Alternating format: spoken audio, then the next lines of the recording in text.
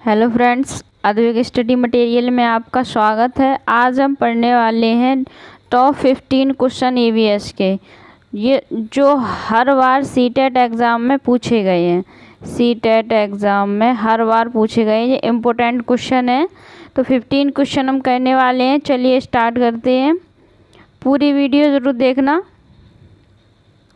पहला क्वेश्चन है, दुर्गा एक गांव में रहती है और लकड़ी या गोबर के उपले का ईंधन इस्तेमाल करते हुए चूल्हे पर खाना पकाती है। पिछले 3 महीनों से उसे तेज खांसी आ रही है, इसका क्या कारण हो सकता है? दुर्गा है वो लकड़ी या गोबर के उपले का इस्तेमाल करके चूल्हे पर खाना बनाती है, उसको पिछले 3 महीनों से खांसी आ रही है, तो इसका क्या कारण हो सकता है? उसे क्यों खांसी आ रही है? तो ऑप्शन देखते हैं। उसकी झोंपड़ी के अंदर और बाहर प्रदूषण तथा वृद्धावस्था, ईंधन के जलने से उत्पादित कार्बन मोनोऑक्साइड जो उसके श्वसन नली में जमा हो गई है, जलते हुए ईंधन से उत्पादित काला धुआं जो उसके श्वसन नली में जमा हो गया है, ये जलते हुए ईंधन के धुएं से उसे एलर्जी हो गई। तो राइट आंसर क्या होगा इसका राइट आंसर होगा बी, जो लकड़ी और गोबर तथा अन्य किसी प्रकार के जीवाश्म ईंधन का प्रयोग जलने से उसमें कार्बन मोनोऑक्साइड निकलती है। इसके लगातार इस्तेमाल किया जाए तो ये स्वास्थ्य के लिए हानिकारक होती है। लगातार प्रयोग करने से जो कार्बन मोनोऑक्साइड होती है, काला धुआं, वो आपकी श्वसन नली में जम जाता है। इसके कारण सीमा को खांसी आने लगी। जो कार्बन मोनोऑक्साइड है, काला धुआं, ये श्वसन नली में जम जाता है अगर लगातार इसका इस्तेमाल करोगे तो। चलिए नेक्स्ट क्वेश्चन देखते हैं। ब्रेल लिपि मोटे कागज पर उभरे हुए बिंदु बने होते हैं। यह लिपि आधारित होती है 6 बिंदुओं पर, 8 बिंदुओं पर, 10 बिंदुओं पर, 4 बिंदुओं पर। जो ब्रेल लिपि है वो कितने बिंदुओं पर आधारित होती है? तो राइट आंसर क्या होगा? ए, 6 बिंदुओं पर आधारित होती है। ब्रेल लिपि कितने बिंदुओं पर आधारित है? 6 बिंदुओं पर आधारित है। इसका आविष्कार लुई ब्रेल ने 1821 में किया था। कितने में? 1821 में। किसने? लुई ब्रेल ने। जो लुई ब्रेल है ये नेत्रहीन व्यक्ति थे, ये अंधे व्यक्ति थे, नेत्रहीन, इनके नेत्र नहीं थे। तो इसका राइट आंसर क्या होगा? 6 बिंदुओं पर। जो ब्रेल लिपि है कितने बिंदुओं पर आधारित है? 6 बिंदुओं पर आधारित है। नेक्स्ट क्वेश्चन देखते हैं। एक विद्यालय ने राजस्थान के लिए कक्षा 5 के बच्चों के शैक्षिक भ्रमण की योजना बनाई। भ्रमण के दौरान बच्चों से आपकी क्या अपेक्षाएं रहेंगी? भ्रमण के दौरान आप बच्चों से क्या अपेक्षाएं रखना चाहेंगे? पहला ऑप्शन है, चीज़ों के बारे में बिना कोई प्रश्न पूछे सभी का अवलोकन करना चाहिए, या उन्हें आनंद उठाना चाहिए, उन्हें ध्यान से अवलोकन करना चाहिए, टिप्पणियां दर्ज करनी चाहिए और बाकी बच्चों तथा शिक्षक के साथ अपने अवलोकनों को बांटना चाहिए, या यदि उनके कोई प्रश्न हो तो उन्हें दर्ज कर लेना चाहिए और घर पहुंचने के बाद अभिभावकों से उन्हें पूछना चाहिए। तो इसका राइट आंसर क्या होगा? बताइए। क्वेश्चन नंबर कौन सा है? 3। तो इसका राइट आंसर है सी, बच्चे पूरे ध्यान से अवलोकन करें। जो बच्चे हैं वो पूरे ध्यान से क्या करेंगे? अवलोकन करेंगे। उनको पूरे ध्यान से अवलोकन करना चाहिए और जो स्थान पे गए हैं उससे संबंधित स्थान के बारे में जानकारी करें, उनके बारे में प्रश्न पूछें। शिक्षक और बच्चे साथ में उस विषय पर चर्चा करें। जिस स्थान पे गए हैं वो उस स्थान के बारे में जानें, प्रश्न करें, टिप्पणियां करें और शिक्षक और छात्र उस विषय पे क्या करें? चर्चा करें। तो राइट आंसर इसका क्या होगा? सी। नेक्स्ट क्वेश्चन, टूटता तारा उल्का है। 4 क्वेश्चन है। टूटता तारा, इसको बोलते उल्का है, बताइए क्या? एक समान गति से चलने वाला तारा है, या एक चमकता पिंड है जो वायुमंडल में एक समान गति से चलता है, या एक तारा जिसके एक सिरे पर पूंछ होती है, या उल्काव जो पृथ्वी के वायुमंडल में प्रवेश करते ही आग पकड़ लेता है। तो इसका राइट आंसर क्या होगा? जो उल्का तारा होता है ये एक प्रकार का पिंड है। क्या है? एक प्रकार का पिंड होता है। जो उल्का तारा है वो एक प्रकार का पिंड है जो बहुत तेज गति से वायुमंडल में प्रवेश करता है। बहुत तेज गति से वायुमंडल में प्रवेश करता है और वायु में घर्षण बल लगने के कारण क्या पकड़ लेता है? आग पकड़ लेता है। वायु में घर्षण लगने के कारण क्या पकड़ लेता है? आग। तो अब तो आपको पता चल गया होगा इसका राइट आंसर क्या होगा। तो इसका राइट आंसर डी क्या होगा? डी। उल्का जो पृथ्वी के वायुमंडल में प्रवेश करते ही आग पकड़ लेता है। नेक्स्ट क्वेश्चन, भैंस की पीठ पर अक्सर बगुला इग्रेट पक्षी बैठा दिखाई देता है। ऐसा इसलिए होता है क्योंकि बगुला घास में पाए जाने वाले कीट खाता है, या भैंस की पीठ पर बैठकर गाना गाना पसंद करता है, या उड़ने के बाद थोड़ा आराम करता है, या भैंस की पीठ पर परजीवी कीट खाता है। बताइए बगुला भैंस की पीठ पर क्यों बैठता है? तो इसका राइट आंसर क्या होगा? डी। राइट आंसर क्या होगा? डी। भैंस की पीठ पर परजीवी कीट खाता है। जो बगुला है वो एक प्रकार का परजीवी, जो भैंस की पीठ पर जो जू हो जाते हैं जू, तो उन कीटों को क्या करता है? बगुला खाता है। तो भैंस की पीठ पर जो परजीवी कीट होते हैं उनको क्या करता है? खाता है। नेक्स्ट क्वेश्चन देखते हैं। सीमा प्रत्येक पाठ को रटकर तुरंत सीख लेती है, जबकि लीना चर्चा एवं ब्रेनस्टॉर्मिंग मस्तिष्क आलोड़न बोलते हैं इसको के बाद प्रत्येक पाठ को समझती है। यह के विकासात्मक सिद्धांत की ओर संकेत करता है। सीमा है वो तुरंत पाठ को रटकर याद कर लेती है, जबकि लीना है जो चर्चा करती है। ठीक है, तो यह किस विकासात्मक सिद्धांत की ओर संकेत करता है? कौन से विकासात्मक की सिद्धांत की ओर संकेत करता है? तो इसका राइट आंसर क्या होगा?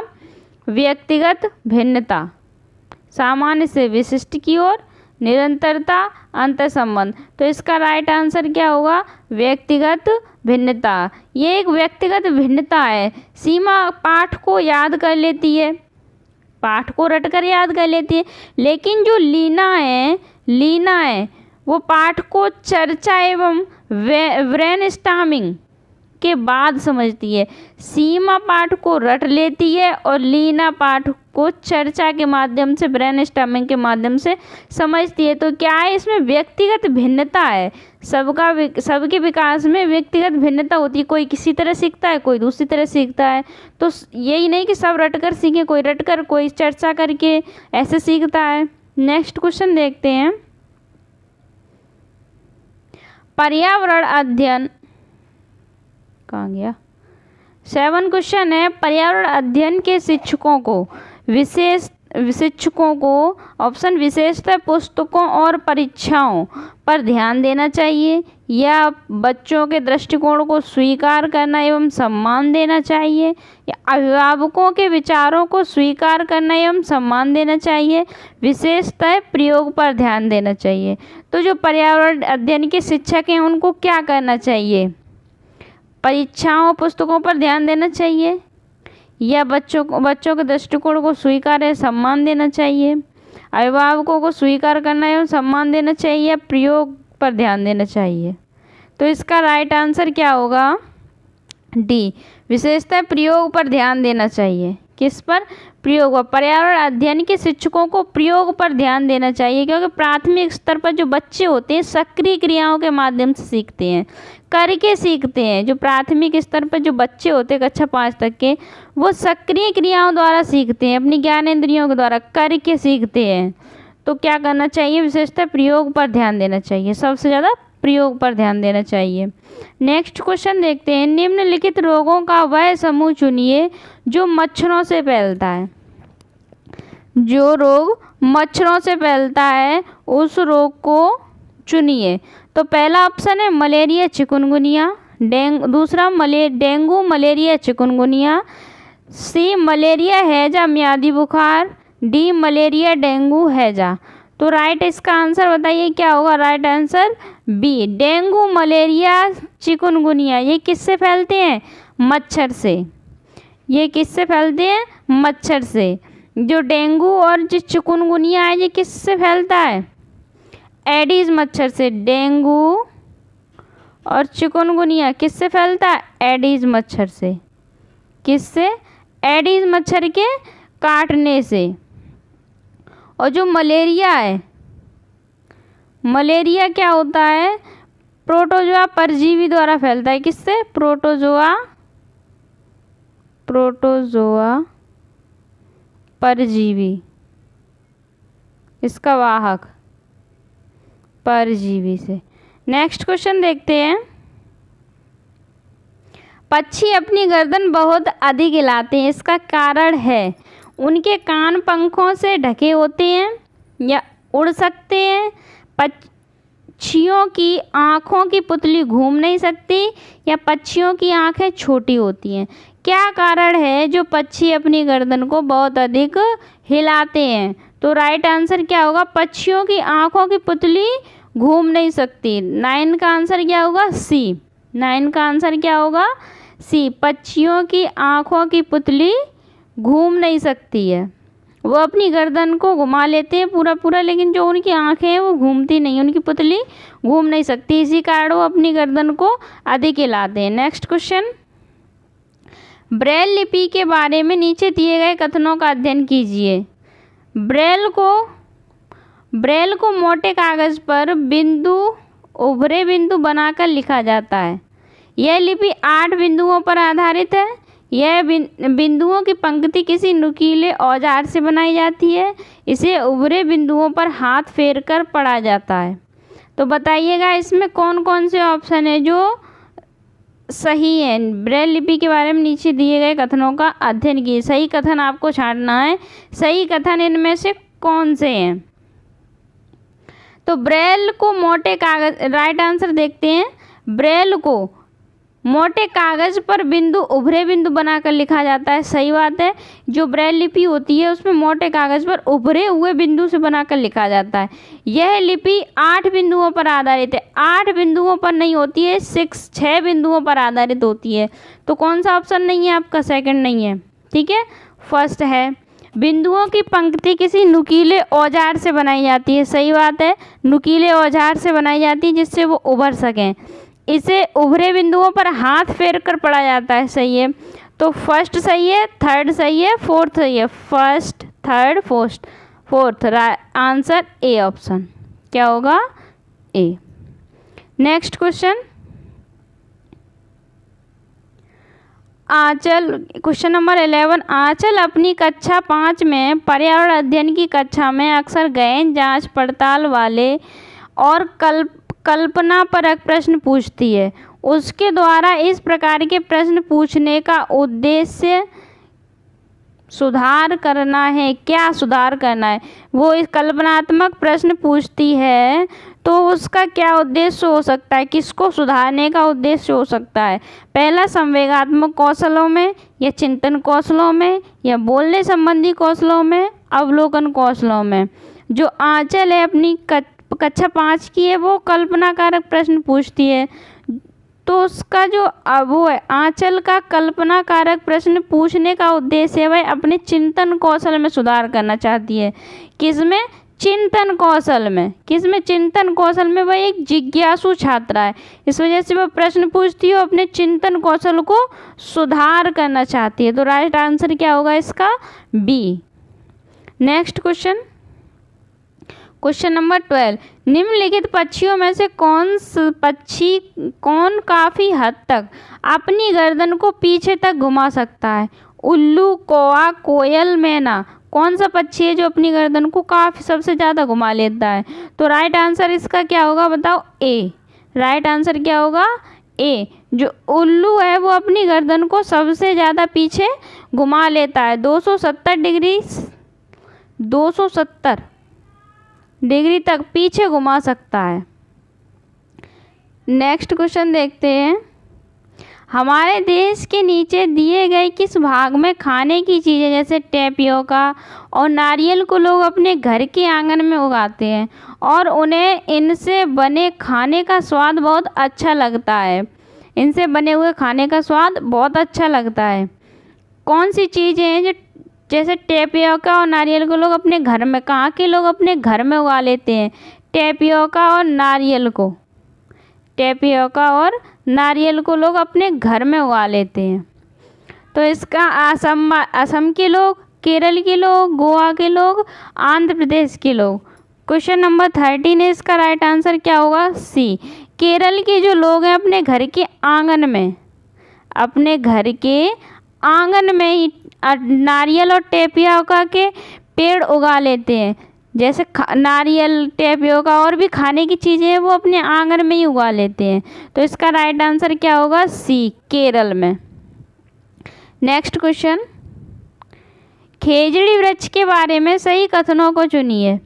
जो खेजड़ी वृक्ष है उसके बारे में आपको सही ऑप्शन है उनको चुनना है। पहला है, यह वृक्ष मुख्यतः रेगिस्तानी क्षेत्रों में पाया जाता है, इसे अधिक जल की आवश्यकता नहीं होती है, यह छायादार वृक्ष है जिसकी छाया में बच्चे खेलना पसंद करते हैं, यह अपने तने में जल एकत्र करता है, लोग पतले पाइप से इस जल को पीते हैं। तो इसमें कौन कौन से ऑप्शन सही है? यह वृक्ष मुख्यतः रेगिस्तानी क्षेत्रों में पाया जाता है, पहला ऑप्शन सही है। जो खेजड़ी वृक्ष है रेगिस्तानी क्षेत्रों में पाया जाता है। कहाँ पाया जाता है? रेगिस्तानी क्षेत्रों में, इसे अधिक जल की आवश्यकता नहीं होती है, ये कम पानी में ही, कम जल में ही उग जाता है, इसे ज़्यादा जल की आवश्यकता नहीं होती। ये छायादार वृक्ष होता है, इसके नीचे छोटे छोटे बच्चे हैं वो अधिक खेलना पसंद करते हैं। ये क्वेश्चन, ये ऑप्शन गलत है, ये अपने तने में जल एकत्र करता है, ये अपने तने में जल एकत्र नहीं करता है। तो इसका राइट आंसर क्या होगा? पहला सही है, दूसरा सही है, थर्ड ऑप्शन सही है। तो फर्स्ट, सेकंड और थर्ड ऑप्शन क्या होगा? डी। नेक्स्ट क्वेश्चन, निम्नलिखित में से कौन सा जोड़ा ठीक है?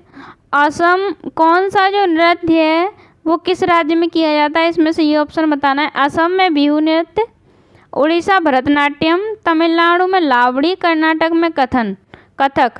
कौन सा कथन जो है वो सही है? कौन सा सही है? तो पहला ऑप्शन सही है, जो बिहू है वो असम में किया जाता है। बिहू है जो असम का लोक नृत्य है। क्या है? लोक नृत्य, लोक नृत्य, ये असम का लोक नृत्य है बिहू। जो भरतनाट्यम है, भरतनाट्यम, ये कहाँ किया जाता है? ये उड़ीसा में नहीं किया जाता है, कहाँ किया जाता है? तमिलनाडु में। कहाँ किया जाता है? तमिलनाडु में। और जो कथक है वो कहाँ किया जाता है? उत्तर भारत में। कहाँ किया जाता है? उत्तर भारत में, उत्तर भारत में। और जो लावड़ी नृत्य है वो कहाँ किया जाता है? पुणे का। जो लावड़ी नृत्य है वो पुणे का नृत्य है। लावड़ी नृत्य वो कहाँ का है? पुणे का। तो thank you for watching. Video अच्छी लगी हो तो लाइक, शेयर एंड सब्सक्राइब कीजिए मेरे चैनल को।